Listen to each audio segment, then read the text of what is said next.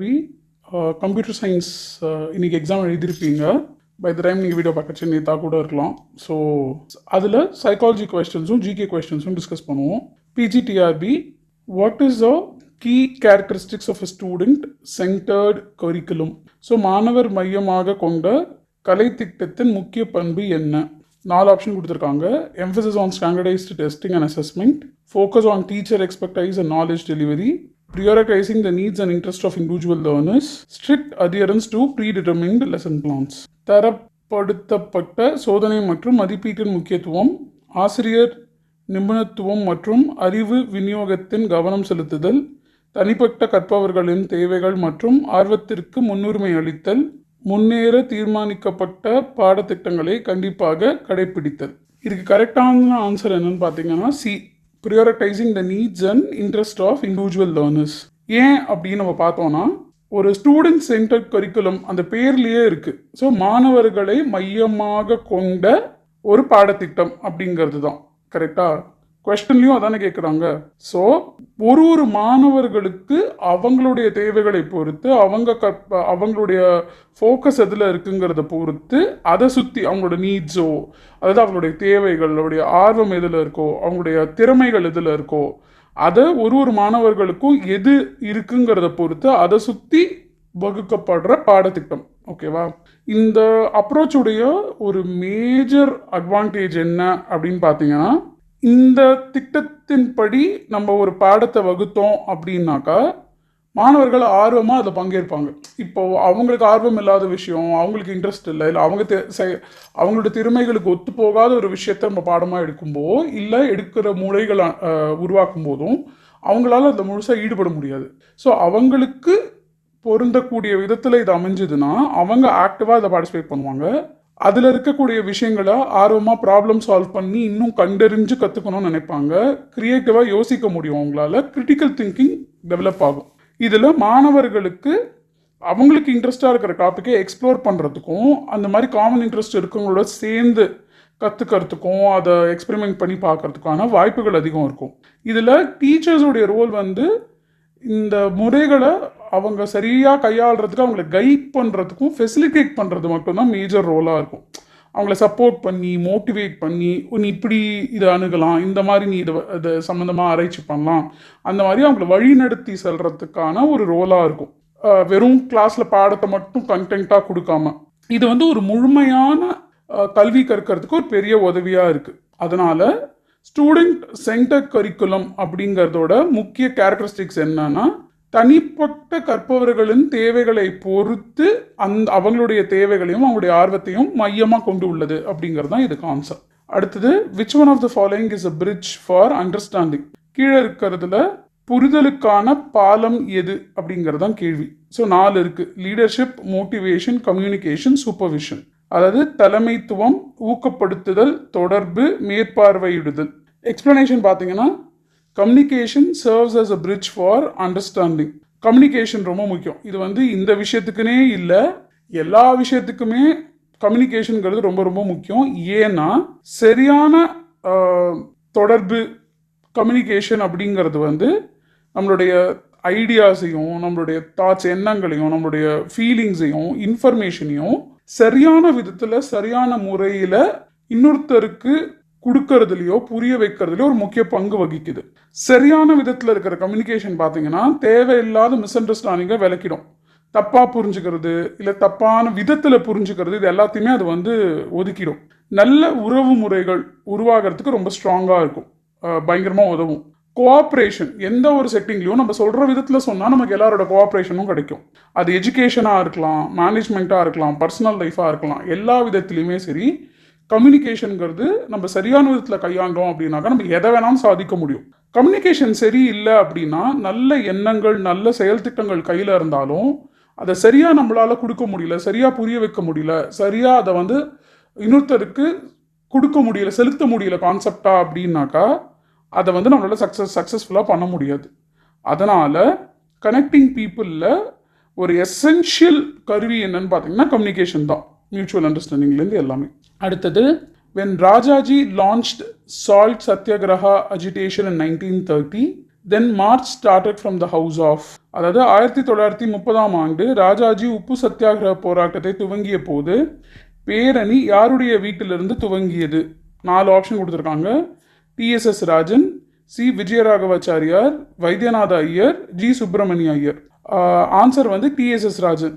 ஏன் அப்படின்னா ராஜகோபாலாச்சாரி ராஜாஜி அவர் சத்தியாகிரக மூமெண்ட்டை வந்து தமிழ்நாட்டில் 1930 ஆரம்பிக்கும் போது அது மகாத்மா காந்தி வந்து தண்டி மார்ச் பண்ணார் இல்லையா, அதை சார்ந்து உருவாக்குன ஒரு சத்தியாகிரக போராட்டம் இங்கே.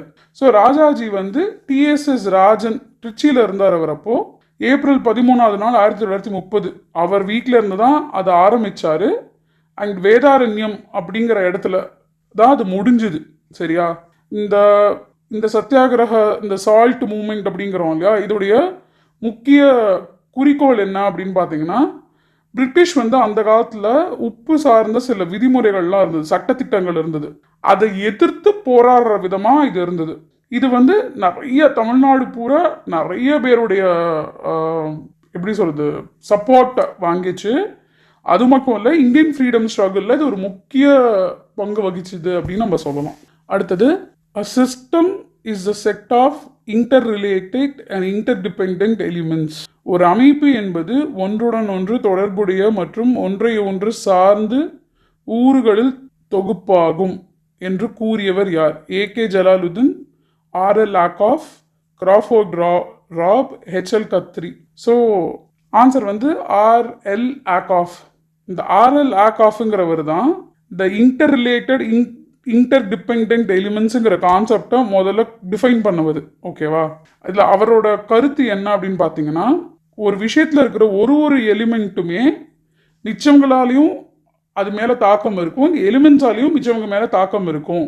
இந்த மாதிரி ஒன்றுக்கு ஒன்று மேலே தாக்கம் இருக்கும் பொழுது தான் ஒரு சிஸ்டம்ங்கிறது யூனிஃபைடாக செயலாக முடியும் அப்படிங்கிற கருத்தை அவர் முன் வச்சார்.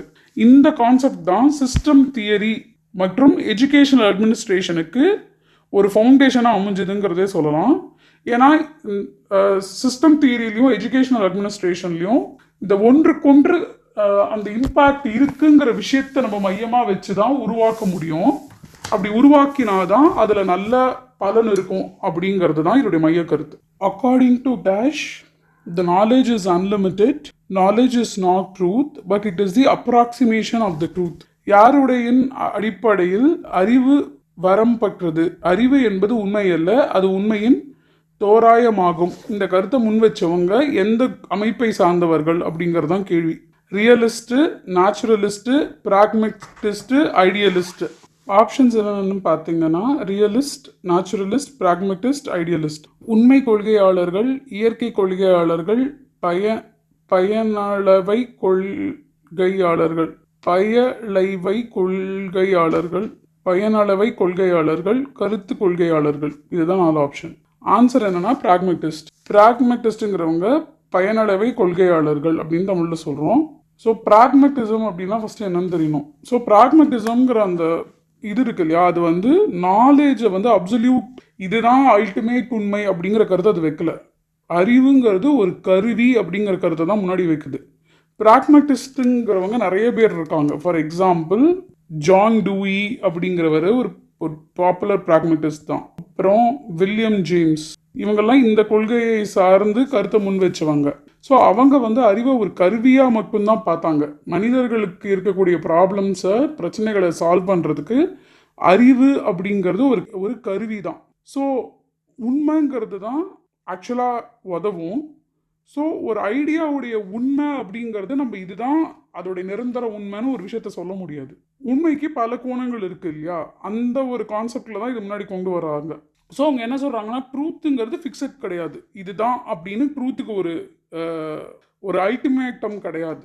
இன்ஸ்டெட் ட்ரூத்துங்கிறது வந்து நம்மளுடைய எக்ஸ்பீரியன்ஸ் மூலமும், அனுபவத்தின் மூலமும், நம்மளுடைய எக்ஸ்பெரிமெண்டேஷன் மூலமும், நம்ம அதை எப்படி பயன்படுத்துகிறோங்கிறத மூலமும் அது வந்து பதப்படுத்தப்படுது அப்படிங்கிற ஒரு கருத்தை முன்வைக்கிறாங்க. அது மட்டும் இல்லை, நாலேஜ், அறிவுங்கிறது வந்து எக்ஸாக்டாக உண்மையை குறிக்கலை, ஆனால் உண்மையுடைய ஒரு க்ளோசஸ்ட் ஃபார்ம், குத்துமதிப்பான உண்மையை வந்து அறிவு முன்னாடி வைக்குது. ஒரு சிம்பிள் எக்ஸாம்பிள் சொல்கிறேன். நம்மளுடைய பார்வை பிரகாரம் உண்மை என்னன்னாக்கா, இப்போ நம்ம ஒரு இலையை பார்க்குறோன்னா இலை பச்சை, நம்ம கண்ணுக்கு இலை பச்சையாக தான் தெரியுது, ஒரு ஆப்பிள் ரெட்டாக தான் தெரியுது. இது உண்மைதான், இது உண்மை இல்லைன்னு நான் சொல்லலை. ஆனால் இதோட உண்மையான பின்னாடி இருக்கக்கூடிய எக்ஸ்பிளனேஷன் என்ன அப்படின்னா, லைட் வேவ்ஸ் இருக்குல்ல, அது இலையில பட்டு தெரிக்கும் போது அந்த இலை பச்சையை தவிர மிச்ச எல்லா கலரையும் அப்சர்வ் பண்ணிடும். இலையை மட்டும்தான் அது ரிஜெக்ட் பண்ணி வெளியில ப்ரொஜெக்ட் பண்ணும். பச்சை கலரை மட்டும்தான் இலை வந்து ப்ரொஜெக்ட் பண்ணும். அது ப்ரொஜெக்ட் பண்றதுனால தான் இலை நமக்கு பச்சையா தெரியுது. ஸோ இலை ஆக்சுவலா அப்சர்வ் பண்ணிக்கிற கலர் பச்சை கிடையாது. பச்சையை தவிர எல்லா கலரையும் அது அப்சர்வ் பண்ணிக்கும். பச்சையை மட்டும்தான் அது ரிஃப்ளெக்ட் பண்ணுது. ரிஃப்ளெக்ட் பண்ற கலர் தான் நம்ம கண்ணு வாங்கி அந்த கலரை பார்க்குது. ஸோ இலையோட உண்மையான கலர் என்னன்னா, நம்ம பார்க்குற கலர் தான் பச்சை. இலையோடைய நிறம் பச்சை அப்படிங்கிறது வந்து நம்ம கண்ணுக்கு அது பச்சையாக தெரியறதுனால நம்ம அதை பச்சைங்கிறோம். ஓகே, ஸோ இது ஒரு வகையான உண்மை. ஆனால் இது அல்டிமேட் ட்ரூத் கிடையாதுல்ல, அந்த கான்செப்டை தான் அது முன்வைக்குது. ஸோ உண்மை அப்படிங்கிறது வந்து ஒரு மனிதன் தன்னுடைய சுற்றுச்சூழலோட பழகி எக்ஸ்பெரிமெண்ட் பண்ணி அனுபவித்து தெரிஞ்சுக்கும் போது அனுபவத்தின் மூலமாக அது உருமாறிக்கொண்டே வரும் அப்படிங்கிறது தான். ஸோ லேர்னிங், கற்றல் அப்படிங்கிறது ஒரு கண்டினியூஸ் ப்ராசஸ். அது வந்து சூழலுக்கு ஏற்ப காலத்துக்கு ஏற்ப அட்ஜஸ்ட் ஆகிட்டே இருக்கும், இம்ப்ரூவ் ஆகிட்டே இருக்கும். ஐடியாஸ் எல்லாமுமே நம்ம வாழ்வாதாரத்தையும் நம்ம இருக்கக்கூடிய காலகட்டத்துக்கும் ஏற்ப அதை டெஸ்ட் பண்ணி அது எவ்வளோ தூரம் உபயோகிக்க முடியுங்கிறத நம்ம ட்ரை பண்ணி டெஸ்ட் பண்ணி தான் அதோட உபயோகத்தன்மையை நம்ம வந்து கண்டறிய முடியும். ஸோ அறிவுங்கிறது வந்து உண்மையுடைய ஒரு குத்துமதிப்பே தவிர அதுவே உண்மையாகாது அப்படிங்கிற கருத்தை முன்னாடி வைக்கிறது வந்து பிராக்மெட்டிசம் அப்படிங்கிற ஒரு குரூப்பை சேர்ந்தவங்க தான் இந்த கருத்தை முன்வைக்கிறாங்க. அடுத்தது, as per RTE Act 2009 dash record or report indicates the progress of the child based on comprehensive and continuous evaluation. RTE சட்டம் 2009 படி விரிவான மற்றும் தொடர்ச்சியான மதிப்பீட்டின் அடிப்படையில் குழந்தையின் முன்னேற்றத்தை டேஷ் பதிவேடு அல்லது அறிக்கை சுட்டி காட்டுகிறது. Universal progress report, case study history record, pupil cumulative record, CCE record, உலகளாவிய முன்னேற்ற அறிக்கை, தனியாள் ஆய்வு வரலாற்று பதிவீடு, மாணவர் திரள் பதிவீடு, CCE பதிவீடு. ஸோ கரெக்டான ஆன்சர் என்னன்னு பார்த்தீங்கன்னா பியூப்பிள் குமுலேட்டிவ் ரெக்கார்டு. ஸோ RTEங்கிறது right to education act 2000. Okay, இதில் எல்லா குழந்தைகளும் கல்வி கற்கணும் அப்படிங்கிற ஒரு மெயின் இதை வச்சு இது வந்தது. இதில் வந்து பியூப்பிள்ஸ் குமுலேட்டிவ் ரெக்கார்ட் PCR அப்படிங்கிறது தான் ஓவராலாக டெவலப்மெண்ட்டையும் ஒரு குழந்தையுடைய ஸ்கூல் இயரில் அது எந்த அளவு இம்ப்ரூவ் ஆகிட்டு வருது, எந்த அளவு அந்த குழந்தை டெவலப் ஆகுது அப்படிங்கிறத ட்ராக் பண்ணுறதுக்கு யூஸ் பண்ணக்கூடிய ஒரு ரிப்போர்ட்டு. இந்த ரிப்போர்ட் எதை சார்ந்து உருவாக்கப்பட்ட ரிப்போர்ட்னா CCE சார்ந்து உருவாக்கப்பட்ட ரிப்போர்ட், காம்ப்ரஹென்சிவ் கண்டினியூஸ் இவாலுவேஷன்.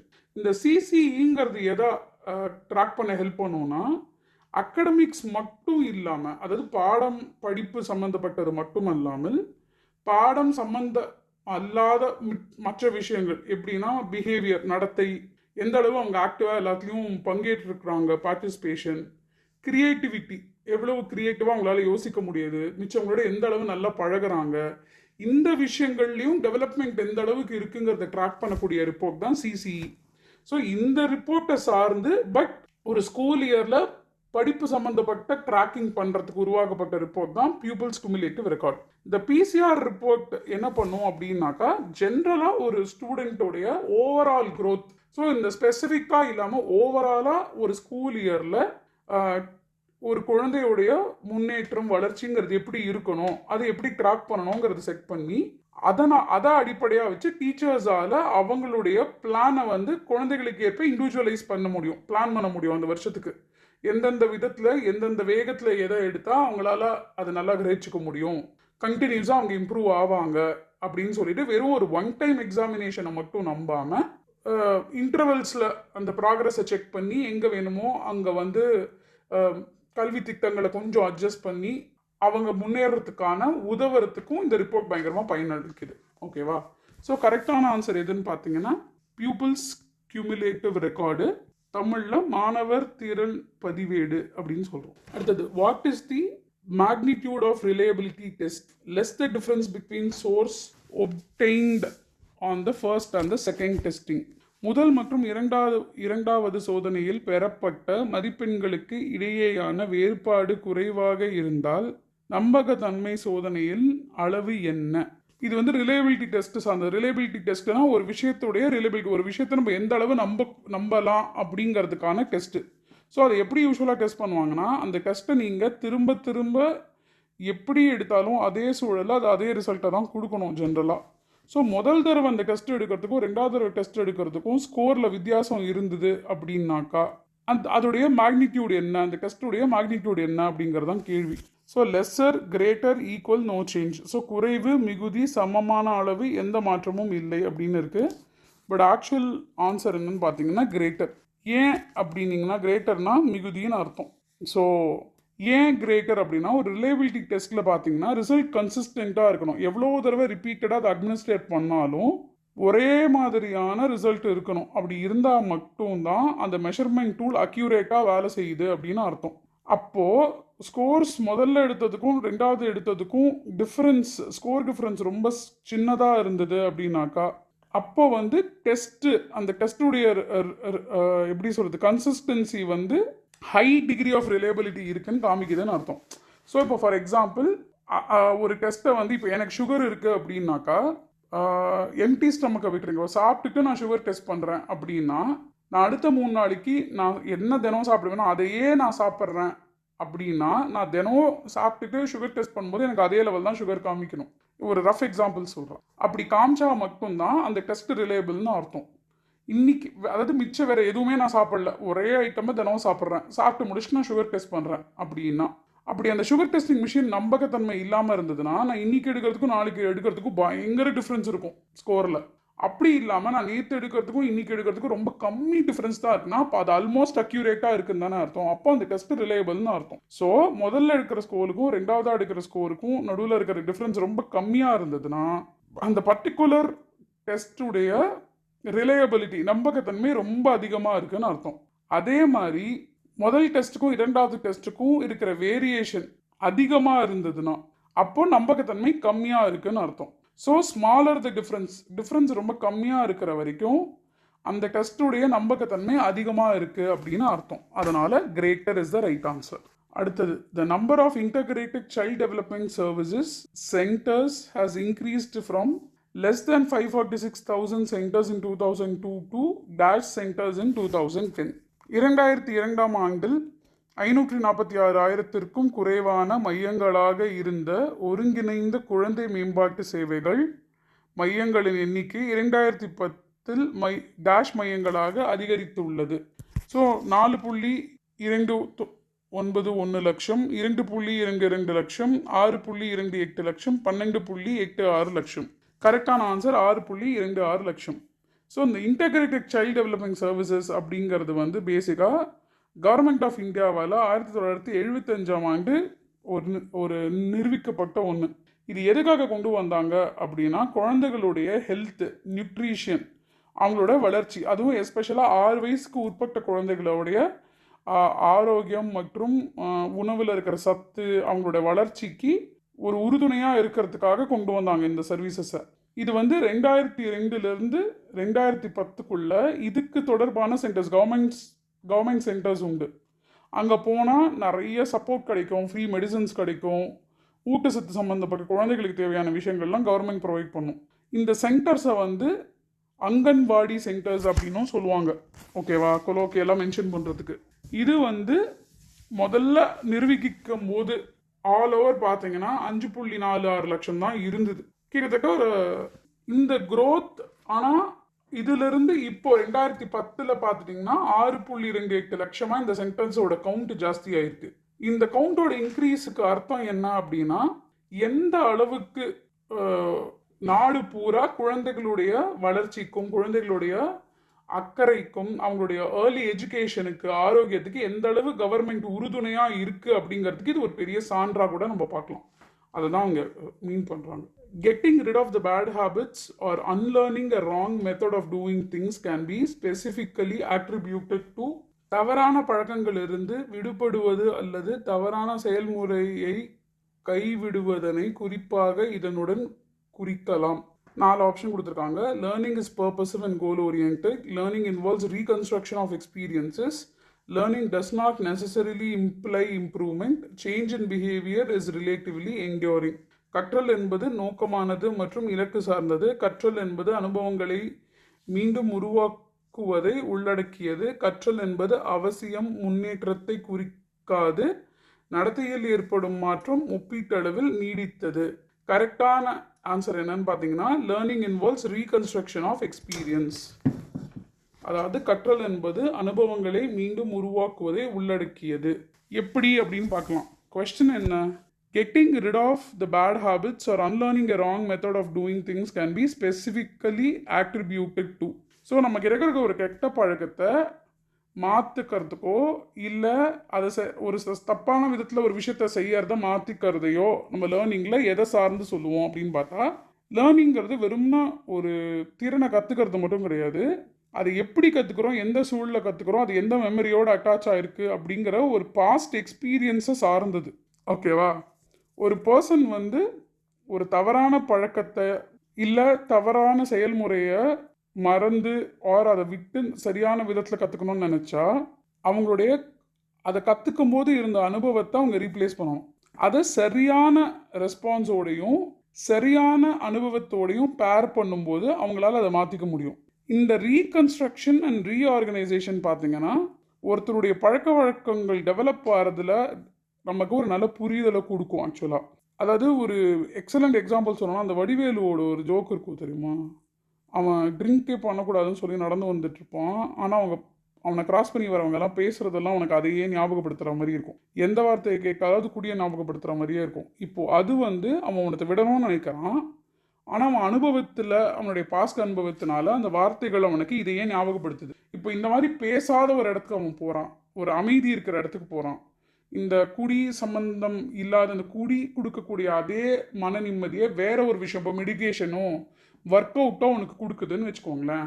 அவன் இந்த அனுபவத்தை அந்த அனுபவத்தால் ஓவர் ரைட் பண்ணிடுவான். அப்போ அவனுக்கு இந்த பழக்கத்துலேருந்து மீண்டு வர்றது ரொம்ப சுலபமாக இருக்கும். ஸோ ஒரு தீய பழக்கத்தை விடுறதுக்கோ இல்லை ஒரு சரியான முறையை கற்றுக்கிட்டு பழைய தவறான முறையை மாற்றிக்கிறதுக்கோ லேர்னிங்கில் பழைய விஷயத்தை ரீகன்ஸ்ட்ரக்ட் பண்ணக்கூடிய கெப்பாசிட்டி வேணும். அனுபவத்தை நம்ம ரீகன்ஸ்ட்ரக்ட் பண்ண முடியணும். பழைய அனுபவத்தை விட்டு அதை புது அனுபவத்தால் ஓவர் ரைட் பண்ணும்போது அது சரியான லேர்னிங்கில் கொண்டு போய் விடும் அப்படிங்கிறதான் concept. Learning is not passive but an active process of discovery influenced by prior knowledge and ability of the learner. கற்றல் என்பது செயலற்றது அல்ல, மாறாக கற்பவரின் முன் அறிவு மற்றும் திறனால் பாதிக்கப்படும் ஒரு செயலின் உள்ள கண்டுபிடிப்பு செயல்முறையாகும் என கூறியவர் யார்? ஜான் பியாஜே, Erik Erikson, B.F. Skinner, Jerome S Bruner. இதை யார் சொன்னாங்கன்னு பார்த்தீங்கன்னா Jerome S Bruner. So Jerome S Bruner யாருன்னா அவர் ஒரு எஜுகேஷனல் சைக்காலஜிஸ்ட் பேசிக்காக. ஓகேவா? அவர் கற்றல் அப்படிங்கிறது ஒரு ஆக்டிவான ப்ராசஸ் ஆஃப் டிஸ்கவரி. நீங்கள் தினம் ஒரு புது விஷயத்தை கண்டறிஞ்சுட்டே இருக்கும்போது கற்றல்ங்கிறது நிகழுது அப்படிங்கிற கருத்தை உள்ளுக்குள்ளே வைக்கிறாரு. அது மட்டும் இல்லை, நியூ நாலேஜ், புதுசாக ஒரு அறிவு கற்றுக்கிறதுங்கிறது நம்மளுடைய பழைய அனுபவங்களையும் நம்ம கரண்ட்டாக இருக்கக்கூடிய சூழ்நிலைக்கு ஏற்ப இருக்கக்கூடிய புரிதலையும் ஒன்றா சேர்த்து தான் அது நடக்கும் அப்படிங்கிற கருத்தையும் அவர் முன்வைக்கிறாரு. அது மட்டும் இல்லை, அவர் ப்ரொப்போஸ் பண்ண தியரி தான் டிஸ்கவரி லேர்னிங் தியரி. ஸோ அந்த தியரி என்ன சொல்லுது அப்படின்னு பார்த்தீங்கன்னா, மாணவர்கள் எஸ்பெஷலாக அவங்களாவே ஒரு விஷயத்தை கண்டறிச்சு கற்றுக்கும் போது அவங்களுடைய கற்றுக்கிற அந்த கெப்பாசிட்டியும் கற்றுக்கிற அளவும் ரொம்ப ஜாஸ்தியாக இருக்குது அப்படிங்கிறத கண்டறிச்சிருக்கார் அவர். அவங்களாவே ஒரு விஷயத்தை தேடி ஆராய்ச்சி பண்ணி ப்ராப்ளம் சால்வ் பண்ணி கண்டறிஞ்சு கற்றுக்கும் போது அந்த கற்றல் ரொம்பவே எஃபெக்டிவாக இருக்குது அப்படின்னு சொல்லிட்டு. அக்கார்டிங் டு ப்ரூனரின் படி பார்த்தீங்கன்னா, டீச்சருங்கிறவங்க ஸ்டூடெண்ட்டை அவங்களுக்கு கற்றுக்கக்கூடிய விஷயங்களை அவங்களே ஆராய்ச்சி பண்ணி கண்டறிஞ்சு கற்றுக்கிறதுக்கு ஊக்குவிக்கணும். அப்போ தான் கற்றல்ங்கிறது ரொம்ப மீனிங்ஃபுல்லாகவும் ரொம்ப நாள் நீடிச்சு நிற்கக்கூடிய ஒரு விஷயமாகவும் இருக்கும் அப்படிங்கிற கருத்தை அவர் முன்வைக்கிறார். இது உங்களுக்கு பயனுள்ளதாக இருந்திருக்கும்னு நினைக்கிறேன். இந்த 10 கொஸ்டின் தான் சைக்காலஜிலேருந்து வந்திருந்தது. I hope this was useful. Thank you.